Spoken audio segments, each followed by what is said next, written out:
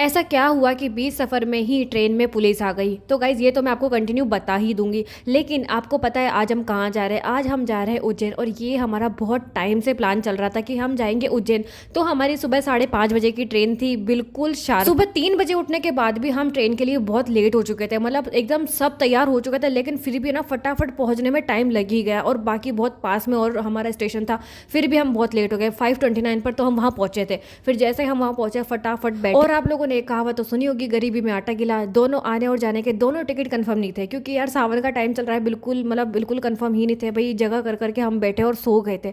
और फिर बीच में हमने नाश्ता वगैरह करा। फिर वहाँ से हम उतरने के बाद में पता है एक ऑटो पकड़ा। अब ऑटो में इतनी मुश्किल से माँ के सब बैठे ना, मतलब इतना हंसी और आ रही थी कि हम कर क्या रहे हैं भाई। 15 दिन पहले ही हमने टिकट करा लिए थे, उसके बाद भी ये हालत थी। तो सोचो मतलब बाकी लोग जो एक एक महीना टिकट करा रखे उनका क्या हो रहा होगा भाई। बहुत सिचुएशन खराब थी। वो तो किस्मत अच्छी थी हमारी कि हमें अच्छे से जगह मिल गई। कम से कम हम 5 मतलब समझ लो 6 लोग तो थे ही फिर वहाँ पे। और किस्मत और ज़्यादा अच्छी थी कि हम आधे दिन, मतलब होता है ना, एक बोला जाता है ना कि यार आधे दिन जाना है, कि जब ज़्यादा भीड़ ना हो। तो हम कुछ ऐसा ही टाइम पे गए थे जब भीड़ भी नहीं थी और बहुत, और फ़ोन भी लेके जाने और एक तो मुझे ये चीज़ समझ नहीं आती, जब भी उज्जैन जाती हूँ मैं, न जाने कितनी बार उज्जैन आई हूँ, मैं हमेशा अलग अलग गेट से आती हूँ। मैं मतलब होता ना कभी कौन से गेट से आ रही हूँ और कौन से गेट से जा रही हूँ। और पता चलता जब नेक्स्ट टाइम जाती हूँ ना, तब पता चलता है कि जिस गेट से मैं निकली थी उस गेट से मैं एंट्री ले रही हूँ। मतलब समझ ही नहीं आ रहा है ऐसा क्या चल रहा है। हम 10:30 बजे तक आराम से मंदिर के अंदर है ना बिल्कुल पहुंच ही चुके थे। और जैसे जैसे हम एंटर हुए ना, और मेरे को इतनी खुशी हो रही थी कि फ़ोन लेके जाने दे, मतलब वो ना फ़ोन लेके जा रहे थे हम, इतनी खुशी हो रही क्योंकि पिछली बार नहीं लेके जाने दे रहे थे।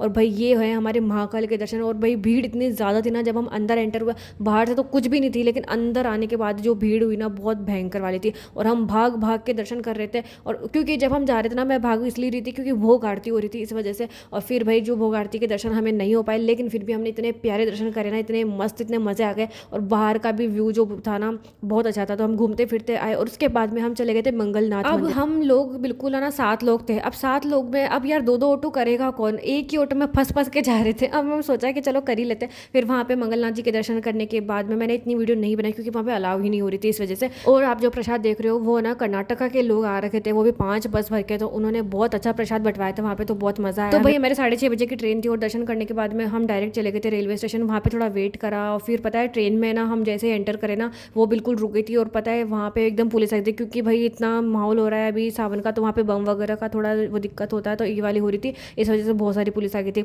बाकी गाइज ये व्लॉग कैसा लगा कमेंट करके जरूर बताना। आज के लिए इतना ही, और बहुत सारा प्यार देना इस वीडियो पर भी। Bye bye, take care, tata guys.